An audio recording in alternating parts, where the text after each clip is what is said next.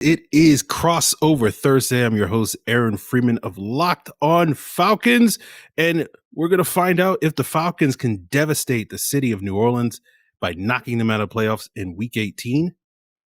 And I'm Ross Jackson, host of Locked On Saints. We're going to find out if New Orleans Saints can keep their playoff hopes alive in their home away from home Mercedes-Benz Stadium.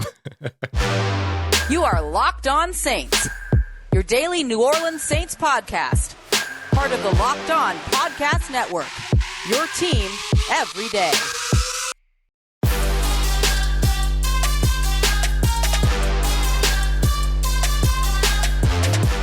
So what's up, guys? You are here for a Crossover Thursday. Of course, you know me, Aaron Freeman, host of the Locked On Falcons podcast.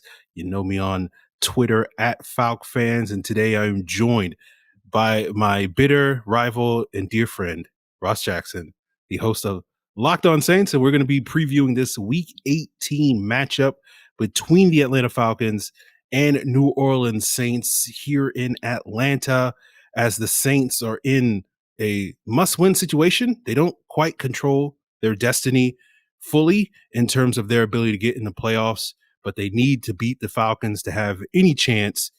And of course, the Falcons will do everything in their power to devastate the city of New Orleans and the state of Louisiana, and end that season prematurely. So, Ross, my friend, let's get into it. What's the big question beyond this must-win situation for the Saints heading into Sunday? Look, I think you kind of made reference to it here, and as everybody here is making us their first listen of the day, I'm willing to start off with a little bit of violence, I guess, if I need to. But the fact of the matter is that the New Orleans Saints are in a must-win situation here, right? They have to get this win if they want to keep their playoff hopes alive. As you mentioned, they need a little bit of help, right? They need the Rams to knock off the Seahawks. That game will happen. Rams knock off the 49ers. That game will happen simultaneously to this one. But what I need to know very quickly is whether or not there's any chance. I don't know if you have to call like Arthur Blank, maybe Arthur Smith, Arthur the Aardvark. I don't care who you got to call, but call somebody and just let them know, like, hey, Falcons don't need this. They don't need this. They can just let this happen. You know what I'm saying? Because the Saints have a path to the playoffs here, and the Falcons, of course, being the team to stand in the way. Well, it's interesting you say that, Ross, because I know there's a big group of people watching us or listening to us right now on a variety of podcast platforms that these two shows are available on, including on YouTube, that are hoping that the Falcons lose this game, at least Falcon fans, because they are big believers that this team is in the midst of a rebuild. They got to get that high draft pick, can't ruin their chance to secure a top 10 draft pick. And so they are actually wishing for the team to lose this game. But I think the vast majority of Falcon fans out there that aren't necessarily obsessed with the draft and getting that high draft pick really would love. They would love to get that high draft pick, but they would also love for the Arthur Smith era to really start off strong by sweeping the Saints, something the Falcons haven't done since 2016. Yeah. They've only done twice in the Sean Payton era. Mm-hmm. But if they can do it now, then we really can say it's the Drew Brees era, because probably Drew Brees was probably the bigger factor in that equation, since once the Drew spin Brees move and stuff like that. Yeah, for sure. Yeah. So we'll see what happens. But yeah, I think, for the Falcons, whether or not they can do that, I think the big question is going to be involving their rookie tight end Kyle Pitts, and whether or not he's going to play this weekend, dealing with a hamstring injury that forced him to exit the Bills game last week. And while Arthur Smith is not necessarily candid on injury updates, basically said we haven't ruled him out yet when he gave the update on Monday. And that, to me, as I want to be a little pessimistic when it comes to some of these things, sounded like he's not going to play this week, and he did not practice on Wednesday. So we'll see what his status is later in this week. But losing him is going to be a significant blow, because we both know that he was a big part of the Falcons' offensive success in that Week 9 win. And the good thing, though, for the Falcons, unlike it was against the Bills in the second half, they are getting Hayden Hurst back from the reserve COVID list. So they do have an option at tight end rather than having to go to what has been their normal fourth string tight end in Parker Hesse off the practice squad last week. They will get their backup tight end in Hayden Hurst back, and hopefully he'll have a big day stepping in. We also know a big part of the Falcons' success in that Week 9 win was Cordero Patterson. For sure. And so I think you'll probably see the Falcons do what they did in that game, line Patterson up a lot more at the wide receiver position to give them a little bit more potency at that spot. And that probably means that Mike Davis will take the bigger brunt of the carries out of the backfield. And that could be a positive for the Falcons, given that Mike Davis has actually outplayed Cordero Patterson, at least as a runner, these last couple of weeks. And maybe that gives the Falcons a little bit more oomph in their ground game, which I think will be a key part of their game plan going into this Week 18 matchup. Talking about matchups, we'll get into more, but is there anything else, Ross, you want to get into before we get into those key matchups? Yeah, I'm glad that you brought up both of those receiving options in Kyle Pitts as well as Cordero Patterson, because as you mentioned, I mean, if Kyle Pitts does end up being available, I know you're not feeling too keen on it at this moment, but if he does end up being available, which would be the New Orleans Saints' luck, of course, there's always some player that's, on the fringe of maybe being able to play, not able to play, that of course ends up playing. And so, you won't catch any Saints fans holding their breath around that. But Saints looking to potentially get a couple of injury returns themselves. Terron Armstead did not participate in practice this week. You mentioned, or on Wednesday, you mentioned Mike Davis in the run game. A big part of stopping the run game has been not only Cam Jordan, but his sort of bookend opposite him in Marcus Davenport. Marcus Davenport didn't participate in practice, but has produced quite a bit in the pass rush over these past few games. The Saints right now up in the top 3 in terms of what they're doing so far over the course of the last 4 games, allowing only 12.3 points per game with Taysom Hill at the helm, which is a big thing that they need to be able to do. And that's another huge story for this team, is how that defense is going to be able to perform against, in my opinion, a more talented offense if Kyle Pitts is on the field, and otherwise an offense just as talented as the Carolina Panthers, I would say, who they just beat last week. I think they're more talented than Carolina with Kyle Pitts on the field, but that's a huge weapon to lose, right? So there's going to be at least a little bit of a drop off there if they can't get there. And then for the Saints, the other return that their Saints fans should be looking forward to, and that Atlanta Falcons fans should have their eyes on, is Ryan Ramczyk on the offensive line, along with Terron Armstead. As we mentioned, Terron Armstead didn't participate in practice on Wednesday, but Ryan Ramczyk limited on Wednesday, coming back off of the COVID-19 list. He's missed each of the last 7 games. The Saints haven't had both of those tackles in for quite a while, with Terron Armstead having missed 6 of the last 8. So getting either one, or potentially, fingers crossed, both of those pieces back in this game would be huge for the Saints, Alvin Kamara, Taysom Hill, and their run game on the offensive side for sure. Yeah, I think the Saints offensive line being back at full strength will be a big key for them coming up in a key matchup, going up against a Falcons pass rush that has been abysmal this season, but certainly as abysmal as the Falcons have been this season rushing the quarterback, they will benefit from the Saints losing their 2 bookends. And we'll get into whether or not the Falcons can exploit that matchup, whether both of those guys are back, as well as some other key matchups as we continue today's Crossover Thursday here on the Locked On Falcons and Locked On Saints podcast. But before we get into all of that, guys, we're talking about key matchups. What about these key matchups this weekend? Well, the way that you can take advantage of that is by heading over to the #1 spot for betting action this season: pro, college football, basketball, hockey, all the way to your favorite Vegas casino games. Of course, I'm talking about Bet Online. Just head to the website, the new updated desktop or mobile website at betonline.ag.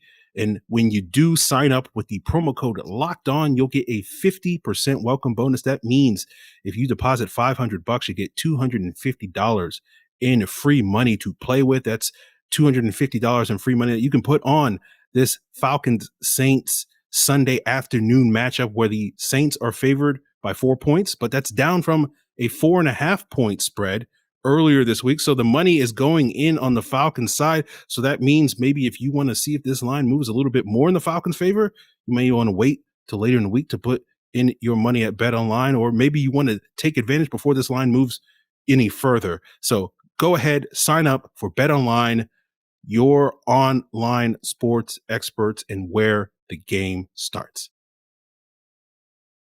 So we're continuing Crossover Thursday here for Locked On Falcons, Locked On Saints. Ross Jackson over there getting his shimmy on. Dancing. Aaron Freeman here. And let's talk about some of these key matchups. And, we talked a little bit about the Saints offensive line going up against this Falcons pass rush. But for me, when I look at the sort of the key matchup that I'll be focused on in this game, it's with the Falcons offensive line going up against the Saints pass rush. We saw Cameron Jordan have a monster game this past week, has come on. I thought started off a little bit slow, given his usual this season, but has really come on these last couple of weeks and really played at a high level. And that matchup that he's going to have, that he's gone up against many times over the last couple of years and usually dominated the last couple of years, is going up against the Falcons right tackle Kaleb McGary. And Ross, you may not know this, but here on Locked On Falcons, I have made frequent trips to the vacation destination of Kaleb McGary Island, where I am the only resident that defends Kaleb McGary and his performance. The vacation home there is decrepit. The food tastes bad. It's not a great place to be.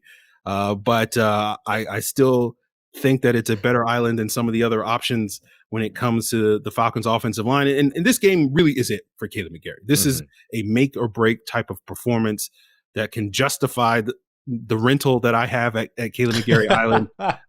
As far as that goes, he needs to have a strong game against Cameron Jordan to end this season, because right now the Falcons offensive line looks like the biggest area of concern heading into this offseason. And it's something that the Falcons are going to desperately try to upgrade in order to get more out of this offense in the year of 2022. And the question is going to be, do they prioritize the interior of the offensive line where they have some obvious holes, or do they also need to throw in that right tackle position?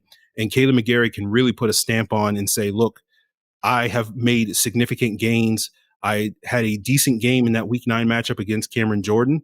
Most of Jordan's success came going up against Jake Matthews on the opposite side. And now I can do it again by keeping him contained in this game. And it's not as if the Saints don't have other pass rushers that can get home.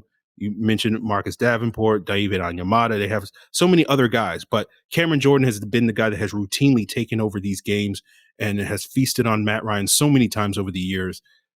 Kaleb McGary has to step up and keep him in check, keep him contained. And if he can do that, then finally, maybe I'll get a couple of other vacationers on Kaleb McGary Island. Maybe get some neighbors. or otherwise, we're just going to have to burn the whole place down. And the Falcons will be probably potentially looking to move on this offseason. So that's going to be the key matchup for me. If the Falcons can keep Cameron Jordan in check, then I think they should be able to keep everybody else in check. And that should give this offense down one of their big playmakers, Kyle Pitts, more opportunities and Matt Ryan more time in the pocket to find those open receivers down the field. Yeah, look, I mean, I probably don't need to harp on this at all, but when it comes to what Cam Jordan has done against Matt Ryan, in particular, 22 career sacks against Matt Ryan, more than any defender has on an individual quarterback in NFL history. And he's able to do it from a bunch of different places. You know, you observed his sort of success last time in week 9 coming against Jake Matthews, but they've also been using him on the inside a lot too. But the Saints having David Onyemata, having Marcus Davenport alongside him and in that defensive line with him has been hugely beneficial for his production late in the season. He credits all of it, his production late in the season. Didn't get his first sack until week 7, has 11.5 on the season, 7.5 over the last 3 games. He's been absolutely on fire. So this is another reason why paying attention to the injury report and Marcus Davenport is so important, because then it kind of makes you wonder, if Marcus Davenport isn't able to be there, can Cam Jordan still be impactful? I think he can. It would just take them probably moving him around a bit. He'd have to be a little bit more of an interior guy on a couple of occasions and stuff like that. So definitely something to watch. But yeah, that's a huge, huge matchup and could dictate the course of the game depending upon how early, how quickly, and what the full-on impact is if he can get after and get to Matt Ryan, because I know that they're very intent on causing as many turnovers when getting to the quarterback this season was a big focus for them, right? They have gotten 41 sacks so far this season, and they're always trying to figure out, can they rake at the ball? Can they get the ball out of the quarterback's hands? So huge there. I think for the Saints, another one that I'm going to be watching is going to be Taysom Hill and Alvin Kamara and Deion Jones, that second level of the Atlanta Falcons defense, a real dynamic duo there. Along with Foye. I mean, those guys are outstanding, the two of them, and they could go sideline to sideline. They're so athletic. They can make plays in the run game. They can cover. They can blow up. They can get into the backfield, all that. So I think that ends up being a big focus for the Saints, who might have found a way to get creative enough to revitalize their run game a bit in the second half against Carolina. And I'm curious to see how much of that carries through in this game. They had -4 rushing yards going into halftime against Carolina, which is kind of inexcusable. They're one of the 3 worst totals of the season so far. I think it actually ties for the worst, because I believe the worst was the New England Patriots against Carolina, which was like -4 as well. But then they racked up 77 rushing yards in the second half, including a couple of big runs for Alvin Kamara as well as Taysom Hill. So I think you're going to see a lot of design runs for Taysom. You're going to see a lot of man blocking schemes. The Saints are usually a bit of a zone blocking scheme team, but without those starting offensive linemen, they've struggled there a little bit. So they've kind of found ways to cut it in between and run a lot more kind of split zone actions with the tight end grabbing the unblocked backside defender, for instance, which gives you a little bit more man blocking concepts within a zone blocking scheme, a little bit more comfortable for the younger offensive line. That's, last week was on its second string center, third string tackle, a second string tackle, and a second string left guard with only one starter there. And it was Cesar Ruiz who struggled so far this season. So it was not great, but the Saints found a way to get it done. And so I think that it's a combination of that and mixing up the personnel on the offensive side in terms of the skill position players to try to get Atlanta as light as possible on the defensive side, as many defensive backs on the field as they can try to force for Atlanta so that they can get that run game going a bit. And I think the Saints will need that, because I don't see them moving the ball very well through the air. Marquez Callaway has been great over these last couple of games, still dealing with some drops, but him matched up with A.J. Terrell, I'm going to take A.J. Terrell in that matchup every time, as Marquez Callaway is still trying to develop. You could get a little bit, of a surprise from Deontay Harris, his second game back after the 3-game suspension. That's maybe a place that you could see the Saints get a little bit more production in terms of yards after catch production in the passing game. But I think for the Saints, this is going to be all about grinding it out. It's going to be defense and run game.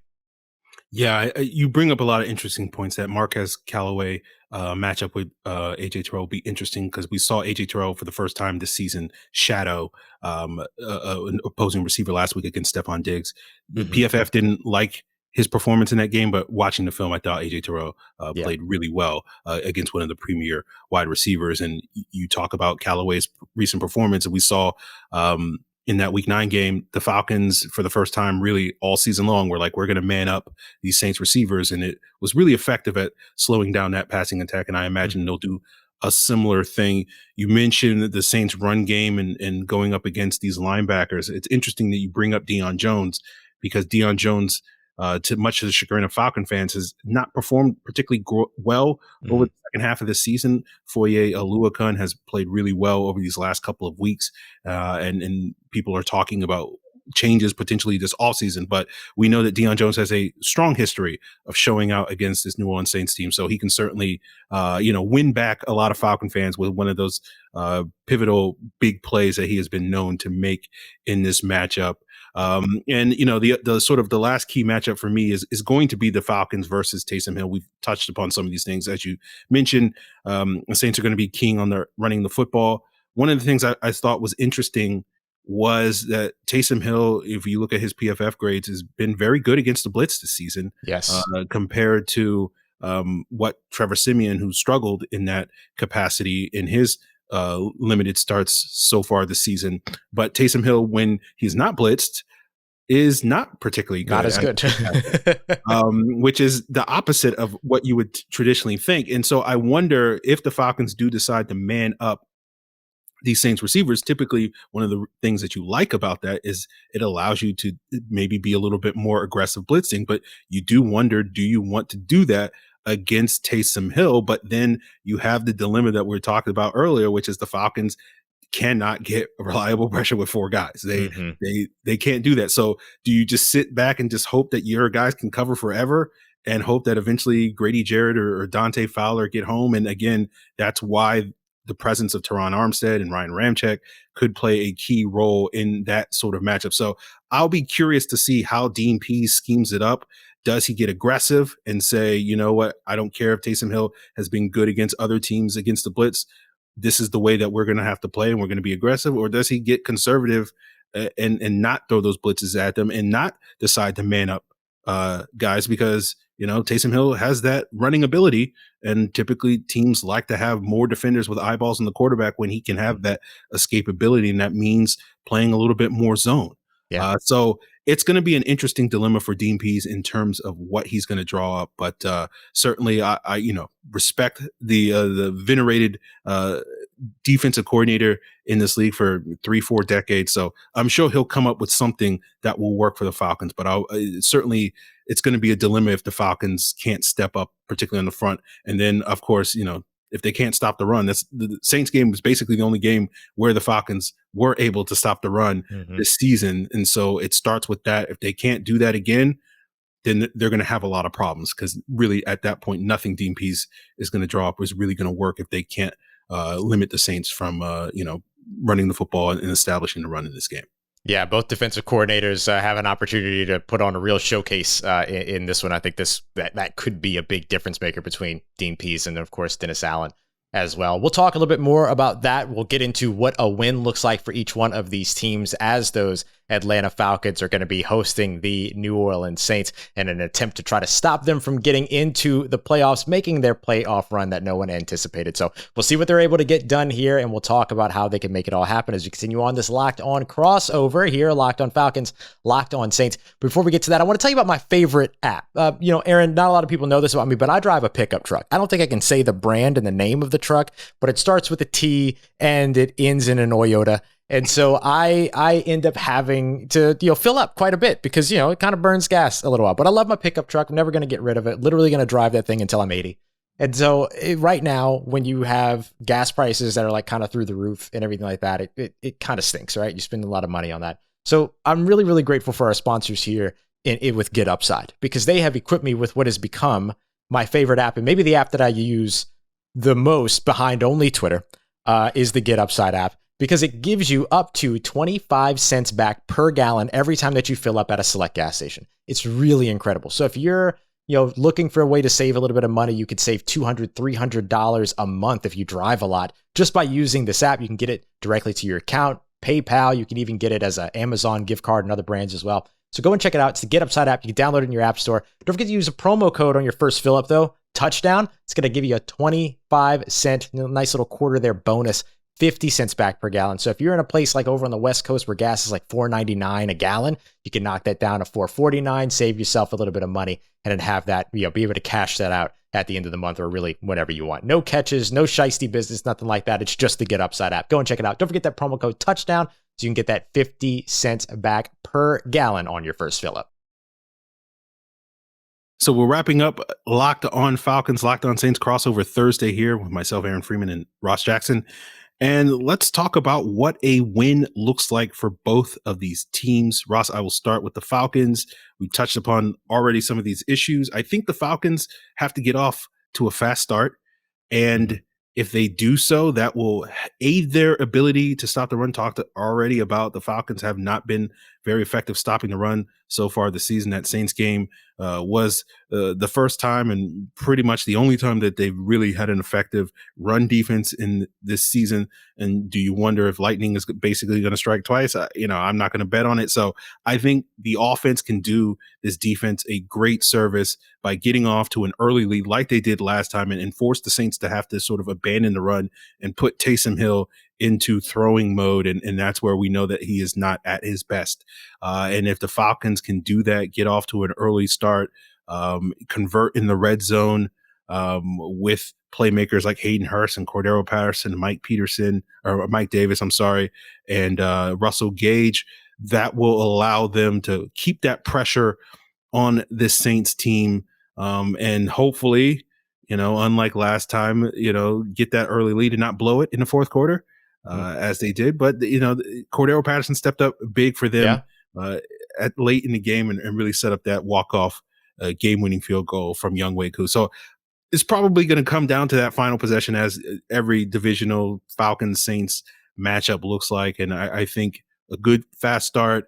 I don't think it's going to be a high-scoring type of performance. It's going to be a ground and pound. I think both teams are going to want to run the football, and I think the Falcons will have the ability to do so in order to keep that Saints pass rush that has come on really strong at bay in this game. And so it's going to be kind of a old school smash mouth type of football. We got so used to Breeze versus Ryan and these sort of shootouts for many, many years.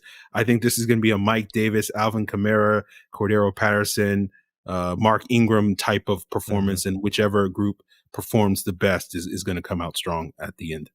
Yeah, look, I think that's spot on in terms of what the Atlanta Falcons need to do, but it's also a good look inversely at what the New Orleans Saints need to do, right? Like they're going to need to be able to run the ball. This is the team for the first time in the Sean Payton era that so far through 17 games has not, or 16 games, 17 weeks, hasn't scored a touchdown on their opening drive. They've gotten some points on their opening drive, particularly here recently, but they haven't scored a touchdown on their opening drive. And if they can't do it against Atlanta, it'll be the first time in Sean Payton's history as the New Orleans Saints head coach over the course of 15 years, 16 seasons, that it didn't happen for a season. It's already not happened for a 17-game season or a 17-week season. So I think that becomes a huge part of what New Orleans has to be able to do. They're going to have to string together some of those long drives, right? Those 6+ play drives that end up taking some time off the clock, getting to the double digits every now and then. And so I think that becomes a big piece of what you're going to be looking for them to do over on the offensive side. It's convert first downs, which they haven't necessarily done. And I'm talking about from first down to first down, second down to first down, third down to first down. Like they've been a little bit behind on that in terms of extending drives. So they have to win early on in the on first downs. In their first 7 first downs against Carolina last week, the Saints only had 2 positive plays. Everything other than that was 5 either no gain or negative plays. So they have to be able to fix that, put themselves in more advantageous positions in the second and third downs. And I think that's where either getting a healthier offensive line helps you out. They should at least get Eric McCoy back, a name we haven't mentioned yet that missed last week that should be back for the Saints. He's already off the COVID-19 list. They brought him and Marcus Williams off on Saturday before the Sunday matchup against Carolina, with the hopes that they might be able to test back in, but unfortunately weren't able to. So they were already activated. So if you're looking for news about whether or not they will be, don't have to worry about it. They're activated. They should be in this game, in addition to those other offensive linemen that we've talked about. And so I think for the Saints over on the offensive side, they'll have to be able to pull the trigger in the passing game every now and then. 20 to 25 throws for Taysom Hill is where they're going to want to be. If they can get over the century mark in terms of the run game, their sort of sweet spot has been 120 rushing yards total as a team. That will be the sort of goal that they're shooting for, and then winning time of possession. Special teams is going to have to do another good job flipping the field. Be able to be in a situation to where last week, for instance, Blake Gillikin, every time that he punted, the average starting field position for Carolina was their own 15, and they started twice in the third quarter within their own 10. That type of, if you can't get the offense rolling, that type of special teams play is going to have to help out and get Atlanta's backs up against the wall and make them sort of fight and claw their way out of a corner a bit. And then for the Saints defense, it's the pass rush, right? That's where it all starts. That's where it all needs to end up. But where it all starts is what Cam Jordan says every time. Stop the run, then you get to have fun as defensive linemen. And so that's what they're going to look to do. They're going to look to stop the run, make sure that doesn't feel like an option for Atlanta. And then that way they're able to pin their ears back and get after Matt Ryan a bit. Look for CJ Gardner-Johnson to be an active blitzer in this game and to be a nuisance as he so often finds a way to be. Yes. But not only is he a nuisance, he produces on the field, right? He has sealed a couple of games now with big interceptions, the Tampa Bay game, the Carolina game. Can he do it against the Atlanta Falcons to finish up the division trio there? We'll find out. But I think he's going to be somebody that's going to be very active in this one as a blitzer in the multiple different roles that he can serve. And I wouldn't be surprised to see Marshawn Lattimore spending a little bit more time with Cordero Patterson this time around, as opposed to Paulson Adebo, the young rookie that ended up, being half a step out of position on that big 60+ yard reception down the right sideline that led to the game-winning field goal for Younghoe Koo, who's absolutely automatic. And so you can't give the Atlanta Falcons that opportunity late in the game again. Shout out to Paulson Adebo for not only blowing that coverage to help the Falcons beat the Saints, but also for shutting down Devontae Parker a couple weeks ago to help my fantasy team get into the championship. Let's be fair. Devontae Parker shut himself down. So I just want to say that. So yes. Paulson Adebo is a hero in my book, as far as I'm concerned. I hope he can ruin that for you this week. We'll see. From hero to zero. So we'll see what happens in this Sunday matchup. Obviously, big intensity type of game for the Saints. They have to win, so they're going to bring it.